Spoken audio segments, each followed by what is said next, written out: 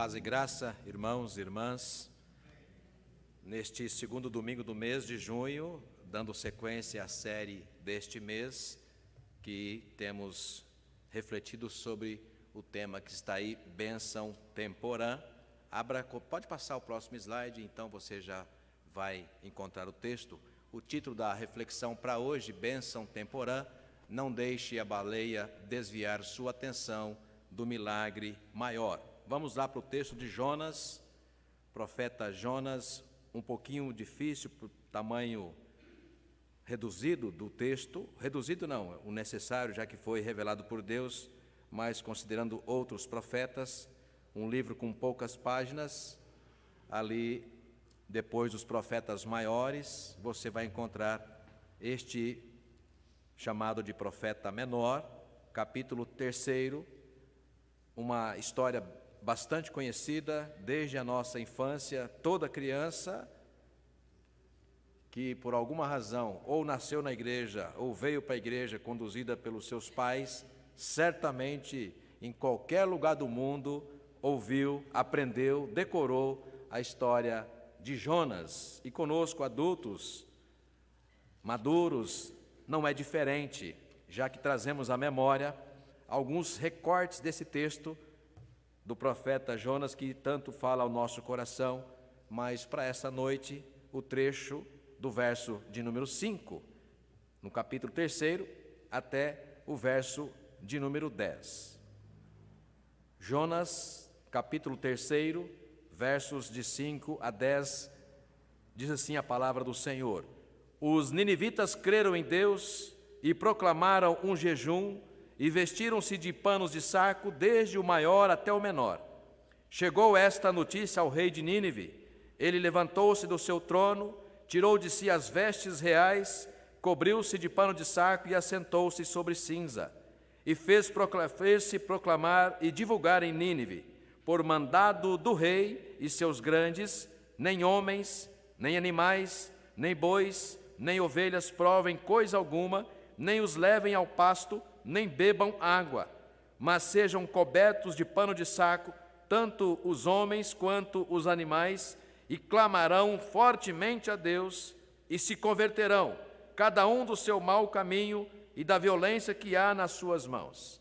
Quem sabe se voltará a Deus e se arrependerá ou deixará de fazer, e se apartará do furor da sua ira, de sorte que não pereçamos? Viu Deus o que fizeram, como se converteram do seu mau caminho, e Deus deixou de fazer o mal que tinha dito lhes faria, e não o fez. Pode passar, usamos o mesmo slide da semana passada, numa breve informação sobre o que estamos chamando, ou pelo menos utilizando como referência, a expressão temporão ou a expressão temporã. É aquilo que ocorre fora do período ou época ideal, que nós costumamos dizer, olha, está na época de acontecer tal coisa ou de se fazer tal coisa. Temporão é aquilo que acontece antes do tempo esperado, extemporâneo, frente fria, chuva, fruto. Diz-se da planta que floresce antes do tempo normal. Semana passada eu usei o exemplo, de repente uma roseira que você tem, já sabe muito bem, por ela estar no seu quintal há muitos anos, já sabe muito bem quando é que ela produz as suas flores, ou as suas rosas. De repente, sem mais nem menos, você vai no seu quintal e vê lá uma única rosa linda, dizendo para você, olha, surpresa, eu estou aqui. Isso é um fruto temporão, ou seja, não estava programado, você não estava aguardando porque não era a época, e no entanto, surpreendentemente, veio. Disse também de um filho, que não se esperava mais, e de repente, um casal sem filho, já de meia idade, ou até mais, na meia idade, acima de 50 anos, de repente, vem uma criança. Ou depois de tendo um filho só, 20 anos depois aparece um outro filho, também não programado, não esperado. Disse a esse filho, a gente aplica a expressão, um filho temporal. Pode passar. Vamos pensar um pouco na história de Jonas. Eu separei aqui algumas coisas para você refletir juntamente comigo. Por exemplo, pinturas famosas, esculturas famosas, literaturas infantis. toda professora, né, Rose? Também Carlos, estou vendo aqui alguns, né? Selma, toda professora, todo professor de crianças, sobretudo, Vera, né? Já lidou com histórias infantis, figuras, né, livros, literaturas, e certamente contou a história de Jonas, né? No mundo todo, em dezenas de línguas, porque é uma história, sim, famosa. E por que ela é famosa na literatura? Né? Inclusive não na literatura, porque nós temos sinais de que é uma história famosa, sempre essa história do Jonas, mas no peixe, ou na barriga do peixe por 3 dias. Essa é a história famosa, tanto que pode passar uma pintura. Eu acho que Oscar Ferli, quando esteve lá em Roma, foi na Capela Sistina, na Catedral de São Pedro, e contemplando, não sei se o senhor fez isso, mas fez, está dizendo que sim, né? Contemplando ali aquelas maravilhas, né, do teto ali da obra de arte de de Michelangelo, e dentre aquelas obras de arte você encontra isso aí é uma referência que está lá, é uma obra de 1511 de Michelangelo, e é uma obra que levou o nome de Jonas. Ali ele não estava na barriga do peixe, mas já havia saído. Se você reparar um pouquinho, você vai ver ali embaixo ali a cabeça de um peixe, né? Então existem centenas de obras, não famosas, mas esta e uma outra famosa, ou algumas outras famosas, representando então este milagre que está descrito no livro de Jonas. Pode passar. Essa é de Aleijadinho, o artista brasileiro, mineiro, e ela está lá de frente à igreja de Congonhas do Campo, em Minas Gerais, no interior mineiro, e está lá há pelo menos 200 anos. Né? A obra de Aleijadinho é uma escultura feita de pedra de sabão, como se diz, e ali também você vê, meio que uma imitação, né, se você for imaginar, da obra de Michelangelo, porque lá aos pés de Jonas você vê a cabeça ali de um grande peixe, a gente pode assim pensar. Pode passar. Então, vamos pensar na geografia. Quando Jonas foi chamado, lá no capítulo 1, igreja, Jonas foi chamado, e tem ali geograficamente umas informações importantes. Por exemplo, Jonas estava ao norte, na Samaria de Israel, e ele ouve um mandado de Deus. Deus fala com ele e dá a ele a ordem imperativa: vai até Nínive e clame contra ela a minha palavra. Ele simplesmente toma uma decisão. Ele vai até o mar, não está longe, se você olhar ali na geografia de Jerusalém ou de Samaria, está uma região litorânea, vamos dizer assim. Ele vai até o mar, ou ali no porto, compra a sua passagem para o primeiro navio que estava indo para Jope, em direção ao Mediterrâneo, indo para a Espanha, tá? Ou seja, aqui eu coloquei para você, se você colocar em linha reta Israel a Nínive, que hoje é atual Mossul, no Iraque, naquela ocasião Babilônia, dá em torno de 958 quilômetros. É distante? É, mas aquela região era conhecida pelos judeus. Então ele simplesmente toma uma decisão contrária. E sabe para onde ele vai? Ele compra passagem para Jope, primeiro o navio que ia para Jope, e depois Tarsis, aproximadamente 5.700 quilômetros longe de onde Deus o havia determinado a ir. Eu estava hoje conversando com a Alessandra, ou seja, brincando, né?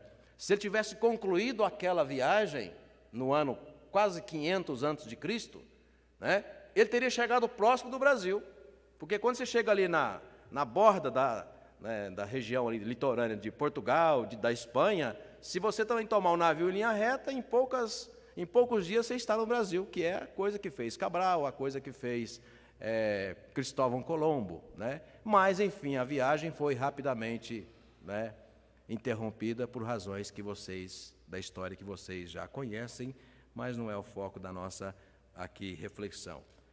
Pode passar o próximo slide. Então, aí, para você ilustrativamente, você imaginar, tem um gráfico em linha vermelha, ali é a região de onde ele simplesmente vai desaparecer. No final da seta lá, vermelha, é mostrando a Espanha, que é onde ele queria ir, né? Tarsis, hoje Espanha.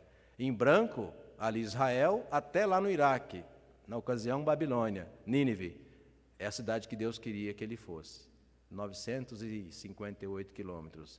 Ele simplesmente dá no pé e vai embora, porque entende que esta não era uma tarefa que devesse ser cumprida. Pode passar o próximo slide. Aí o tema da nossa reflexão.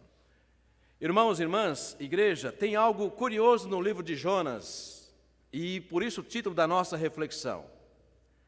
Por ser uma história mundialmente conhecida há pelo menos 2 milênios, mais do que isso, é uma história que muitas vezes nos foca ali no milagre que Deus fez, por razões óbvias, seu Maurício, tirando, depois do 3º dia, tirando Jonas da barriga daquele grande peixe.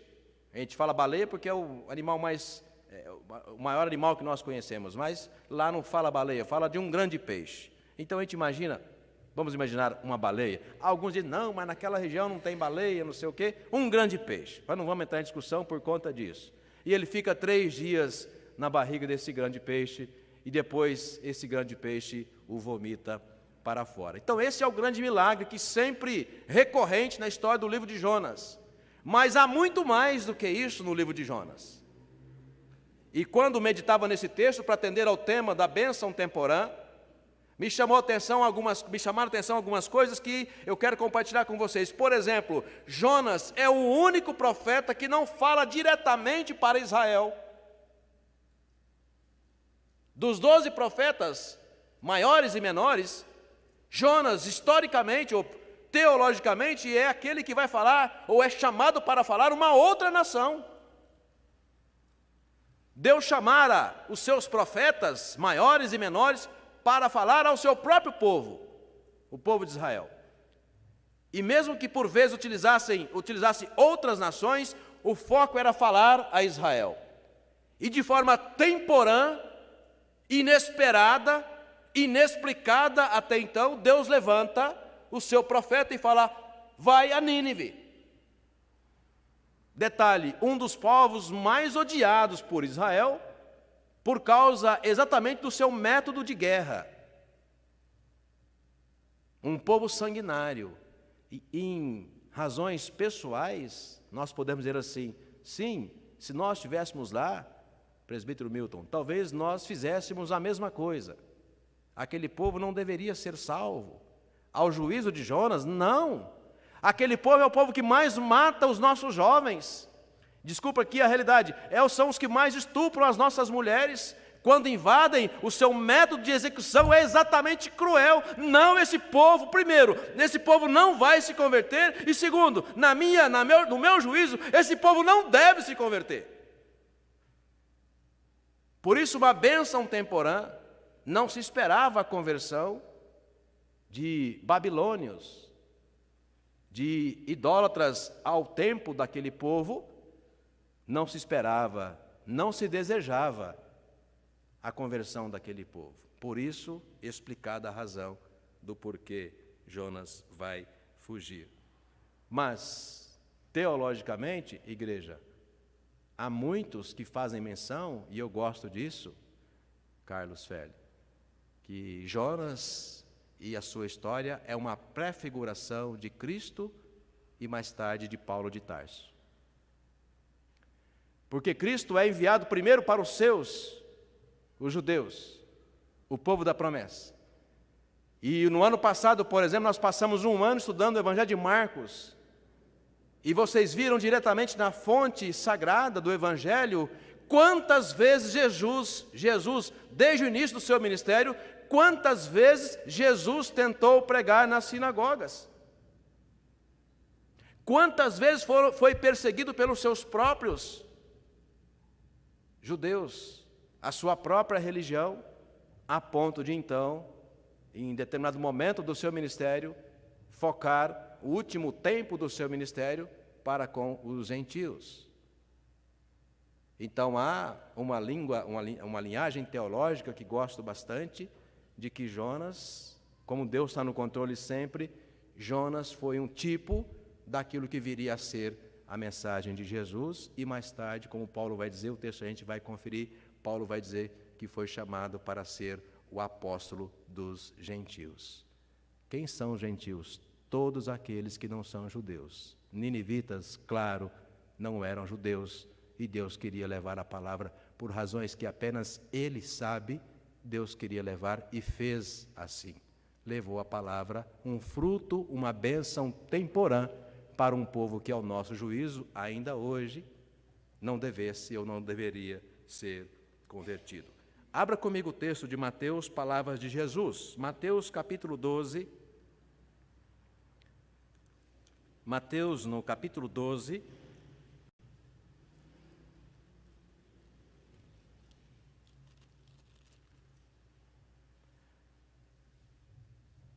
Jesus torna ainda mais famosa a história de Jonas, porque ele cita, e de modo bastante significativo, esta história na sua palavra. Está registrada em 2 evangelhos, aqui em Mateus e também lá em Lucas, no capítulo 11. Aqui em Mateus, no capítulo 12, acompanhe do verso 38. Então alguns escribas e fariseus, portanto judeus, replicaram: Mestre, queremos ver de tua parte algum sinal, ou seja, qual é a sua credencial para que a gente acredite de fato na sua mensagem? Jesus então responde, 39, uma geração má e adúltera pede um sinal, mas nenhum sinal lhe será dado, senão o do profeta Jonas, porque assim como esteve, aí vem a linguagem teológica, Ferle, porque assim como esteve Jonas 3 dias e 3 noites no ventre do grande peixe, assim o Filho do Homem, portanto Jesus, estará 3 dias e 3 noites no coração da terra. E o 41 terminando, ninivitas se levantarão no juízo com esta geração e a condenarão, porque se arrependeram com a pregação de Jonas, e eis que aqui está quem é maior do que Jonas. Então não há dúvida de que aquele momento, fora da expectativa, da espera de qualquer judeu, de qualquer profeta, Deus toma uma decisão e olha, eu vou abençoar aquela região. Antecipando a nós que estamos aqui hoje, que a ninguém se nega a mensagem do Evangelho. Ouvimos a oração do Bruno. Há sobre nós um desafio, mas também um mandado do Senhor, de que quando nós saímos por essas portas, pesa sobre nós o compromisso de anunciar a palavra de Deus, seja a quem quer que Deus nos colocar no caminho. Não temos o direito de fugir para Tarsis, julgando assim como Jonas o fez, julgando que algumas pessoas que a gente conhece, e principalmente porque a gente conhece, desistir delas, julgando que elas não merecem, ou que não podem se converter porque têm uma vida, poderíamos dizer, né? Uma ficha suja. A ficha de Jonas, aliás, a ficha de Jonas, a ficha dos ninivitas não era só suja, desculpe o termo, era podre, sanguinária, idólatra. E o texto diz que 120 mil pessoas foram transformadas. Um segundo texto, Romanos, no capítulo 11. O apóstolo Paulo também fala do tema, da importância de levar a palavra para aqueles que não são dos nossos, e levar a palavra exatamente àqueles que, ao nosso juízo, e ouvidos e olhos estão perdidos, e é exatamente a esses que, de forma temporã, inesperada, a mensagem deve ser proclamada. Romanos, no capítulo 11, leitura do verso 11 ao verso 13, um trecho lindo da palavra do Senhor, diz assim o apóstolo Paulo: pergunto, pois, porventura tropeçaram para que caíssem, falando dos judeus?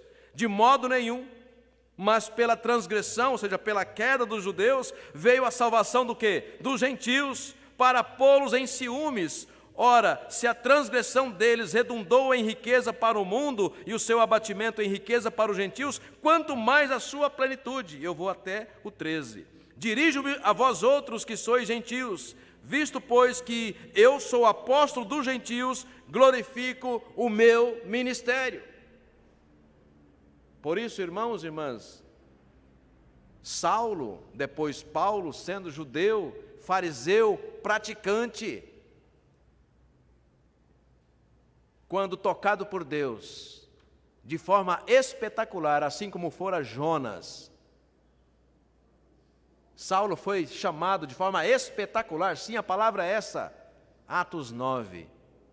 E quando você confere o chamado de Paulo, e lá no capítulo 9, versículo 15, tem exatamente a palavra de Deus, olha, porque tu és para mim instrumento escolhido, e um pouco mais adiante, porque tu has de levar a minha palavra aos gentios. Por isso, irmãos e irmãs, a bênção temporã, como disse na semana passada, e pretendemos repetir agora, e assim sucessivamente. A bênção temporã não depende dos nossos méritos, dos nossos juízos, dos nossos merecimentos e das nossas vontades, e mesmo dos nossos clamores. Porque a bênção temporã é aquilo que Deus faz sempre a nos surpreender. Amém? Ele está no controle. Se foi decisão dele salvar 120 mil pessoas lá do hoje Iraque, Deus assim o fez. Se Deus assim quer em nosso tempo, salvar pessoas que a gente acha que não merecem ser salvas, transformar pessoas que a gente acha que não merecem ser transformadas por alguma razão, Ele vai fazer. E a isto nós chamaremos de bênção temporã. Para a gente não passar muito tempo nesta mensagem, vamos voltar para Jonas, e eu quero destacar para você alguns momentos que compartilho com você deste texto e também desta história. Lá no capítulo 3, novamente, num primeiro momento, quero dizer para você, igreja, que no mega evento da salvação, quem tem o controle da lista de presença é Deus. A gente, Edmilson, muitas vezes gostaria de ter esse papel, né? A gente gostaria de colocar algumas pessoas na lista de pessoas que devem ser salvas. A gente pensaria primeiro, claro, nos filhos, né? Genro, nora, quem não tem marido convertido, marido, a mulher, ou seja, a gente vai pensar primeiro nos nossos. Mas quando a gente olha para alguns que já estão nessa lista, a gente gostaria de tirar também alguns nomes, porque nós somos assim. Mas para nossa surpresa, aliás, surpresa zero, quem é o detentor desta lista de presença? Porque quem vai dar esse evento? Quem é o principal o principal, né, autor e consumador da nossa fé, como diz Hebreus falando de Jesus? Esta lista de presença, e aqui não é presença na denominação, porque aqui a gente tem um controle, não é disso que nós estamos falando. Nós estamos falando da lista de presença no reino celestial. Quem é o detentor dessa lista de presença é Cristo. Apocalipse, no capítulo 7, deixa isso muito bem claro, que nas mãos de Cristo, o Cordeiro de Deus, está o livro da vida. E nós não podemos dizer quantos iraquianos estão lá, e quantos outros povos que por alguma razão foram omitidos na distribuição do Evangelho. E hoje em nossa própria pátria brasileira, quantas pessoas que vivem a semelhança que viviam, Rose, os ninivitas, uma vida, desculpa de novo a expressão, podre e sem sentido, não religiosa, ou se religiosa, de forma idólatra, e Deus surpreendentemente levanta um profeta e fala, vai lá porque agora é a vez daquele povo. Por isso lá no capítulo 3, repare comigo, chamar a sua atenção para o verso 4, texto que não foi lido ainda. Começou Jonas a percorrer a cidade caminho de um dia, e pregava e dizia, ainda 40 dias e Nínive será subvertida. Igreja, presta atenção, uma palavra muito dura e oportuna para dizer o seguinte, olha, tá bom, já que não tem como fugir da presença de Deus, no verso 2 e no verso 3 você vai ter a seguinte informação, olha, Nínive tinha um tamanho que você precisaria andar, aquela cidade toda, Júlia, 3 dias você iria gastar. Vamos conferir o texto? Verso 3, diz assim, levantou-se, pois, Jonas e foi a Nínive, segundo a palavra do Senhor. Ora, Nínive era cidade muito importante diante de Deus, e de 3 dias para percorrê-la.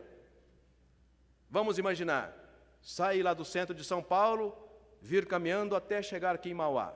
Dependendo do trote, talvez precise mais de 3 dias. Mas tal era a determinação de Jonas, que ele simplesmente faz o seguinte: não, é serviço de um dia só, esse povo não adianta, é um povo perdido. Conhece a expressão católico-romana, né? Não se gasta a vela com defunto ruim? Assim vai fazer Jonas. Abre a palavra e começa, ó, 40 dias e essa cidade será destruída, porque era a vontade dele. Que Deus mandasse fogo do céu e consumisse toda aquela cidade. Veja que coisa tremenda de um fruto temporão, Ibrahim. Foi o suficiente para aquele povo. Era a palavra que aquele povo precisava. E diz o texto, de forma clara, que todos se prostraram. A expressão 40 dias, o número 40 na Bíblia, é um número que significa pureza, purificação. 40 dias de jejum de Jesus, 40 dias de dilúvio, 40 anos no deserto, o povo para ser purificado, e lá não teve jeito, porque aquela geração má ficou para trás. Então, quando ele fala, na verdade, 40 dias e essa cidade será subvertida, ou seja, aniquilada, estava falando exatamente o que Deus ia fazer ali, sem ter noção, porque quem estava no comando era Deus, exatamente isso. Veja, no capítulo 4, vá um pouco mais adiante, já que lemos no capítulo 3. Por que Jonas fez aquilo? Você vai entender agora lendo no capítulo 4. Depois que aquela nação toda se converte, Deus deixa de cumprir a sua ira, como havia dito que faria, porque o povo se converteu. Então vem agora Jonas no capítulo 4 e você vai ver o restante da história. Com isso, verso 1, Jonas 4, verso 1. Com isso, desgostou-se Jonas, e ficou extremamente irado.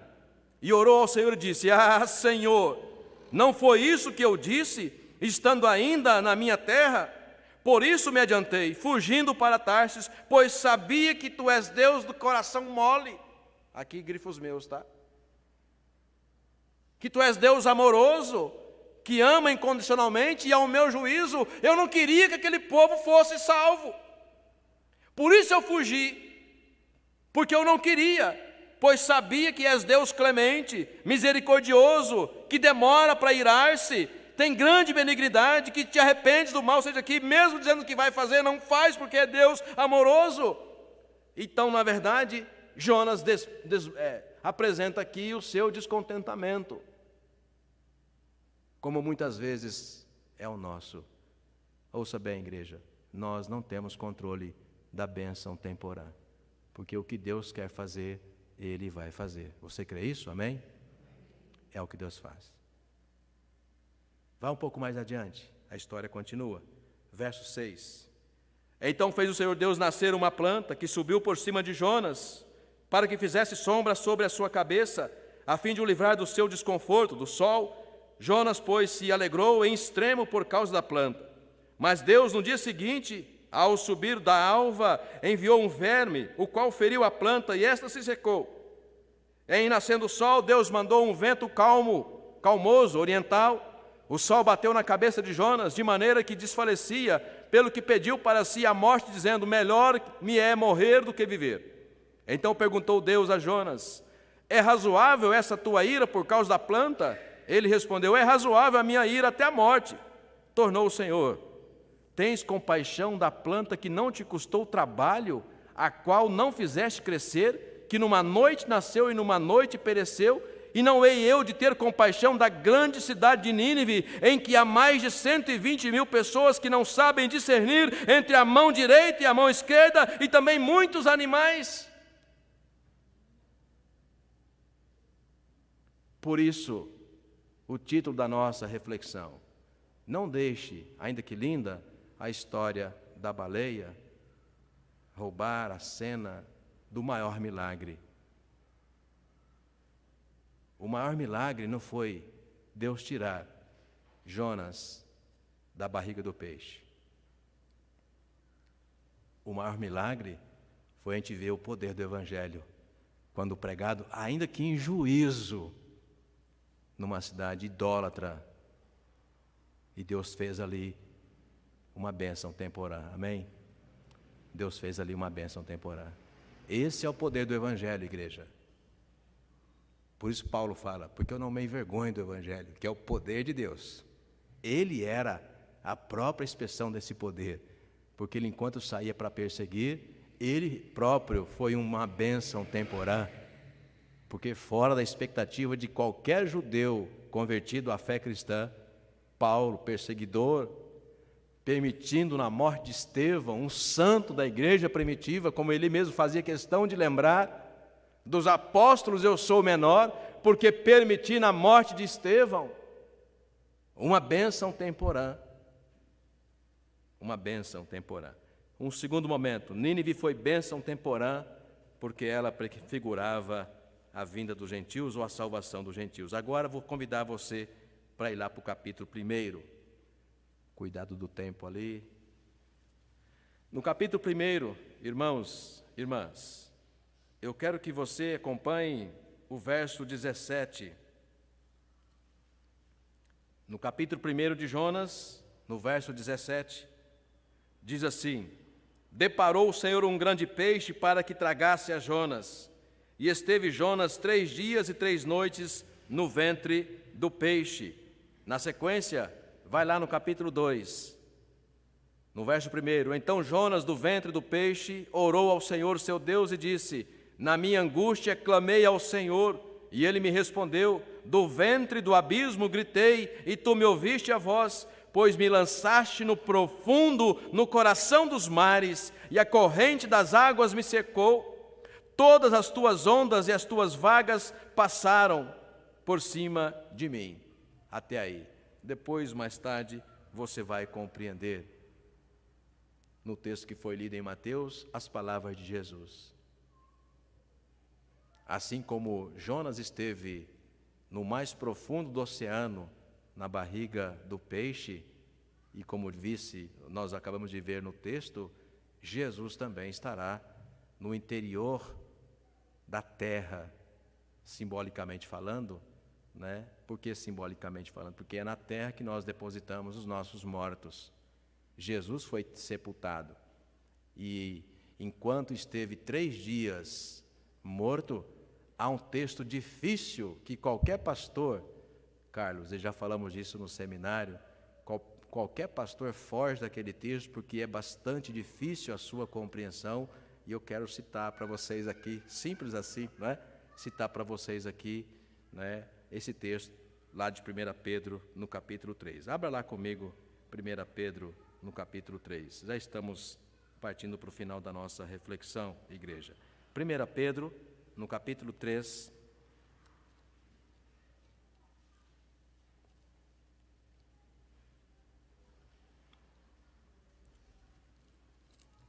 Primeira de Pedro, capítulo 3, versos 18 e 19. Primeira de Pedro, capítulo 3, Pedro falando de Jesus, o sentido da sua morte, e naquele período de como a Bíblia descreve que esteve morto por 3 dias, profetizado pelo próprio Senhor.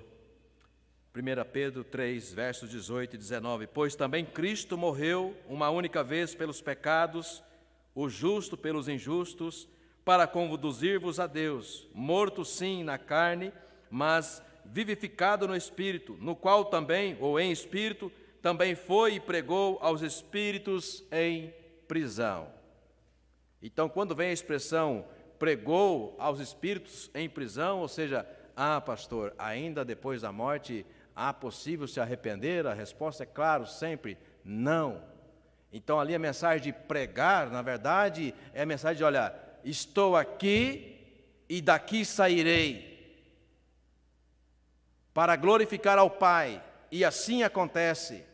Então, na verdade, teologicamente, os 3 dias de Jesus no interior da terra, ou no estado de morte, é para dizer o seguinte, morto, mas vivificado em espírito, ressuscitado ao 3º dia, primogênito ou garantia da nossa ressurreição.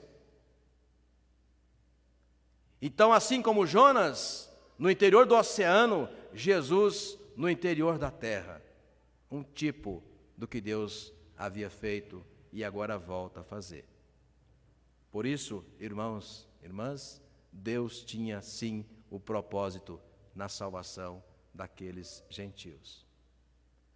Quanto Deus ainda continua tendo propósito na salvação de todos quantos Ele colocar em nosso caminho. Lembre disso, a lista de presença está nas mãos do Senhor. E quando Ele disser, olha, tal nome, tal pessoa foi chamada, foi eleita, e você vai lá levar a palavra, não diga para Deus, será, Senhor.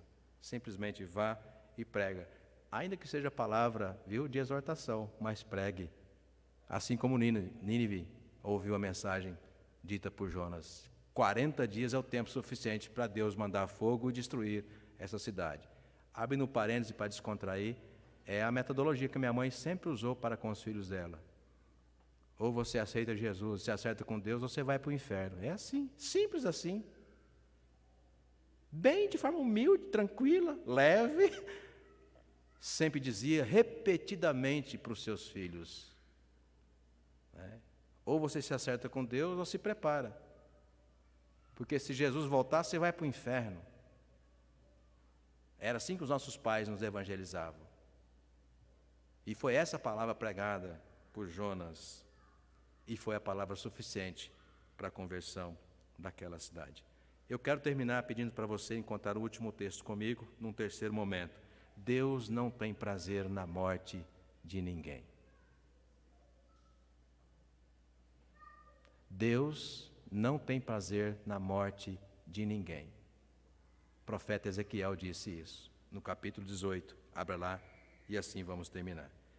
Ezequiel, capítulo 18, vizinho aí da esquerda, alguns vizinhos antes da esquerda de Jonas, você vai encontrar o versículo 23 do capítulo 18, que eu quero ler com você. Ezequiel 18,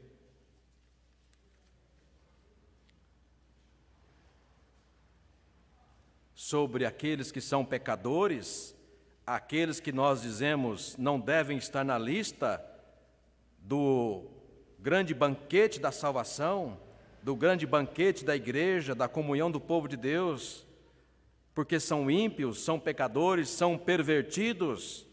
Então nós temos a palavra de Deus aqui em Ezequiel 18, há tanto tempo proferida e que não perdeu a sua validade. Capítulo 18 de Ezequiel, eu vou ler para você o verso 23, depois do 30 ao 32. Verso 23, acaso tenho eu prazer na morte do perverso?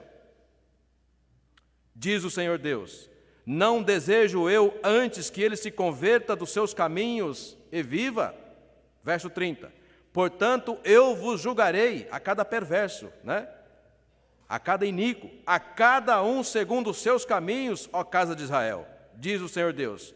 Convertei-vos e desviai-vos de todas as vossas transgressões, e a iniquidade não vos servirá de tropeço.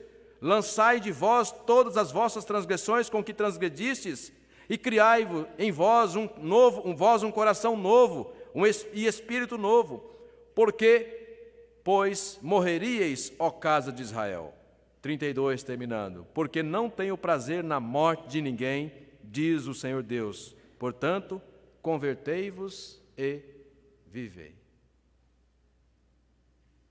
Então, uma bênção temporã é aquela que, mesmo contra a nossa expectativa, contra a nossa esperança, contra os nossos cálculos, é aquela que chega porque é fruto do propósito de Deus. Mesmo que Deus, por alguma razão, esteja te contrariando, aquela pessoa da sua família, do seu contato social que você já lavou as mãos e já desistiu, leve essa palavra. Não desista, porque Deus não desiste de ninguém. Amém? Não julgue, não condene, apenas pregue o Evangelho, porque Ele é o poder de Deus para a salvação de todo aquele que crê. Amém? Deus assim nos abençoe, irmãos e irmãs, em nome de Jesus.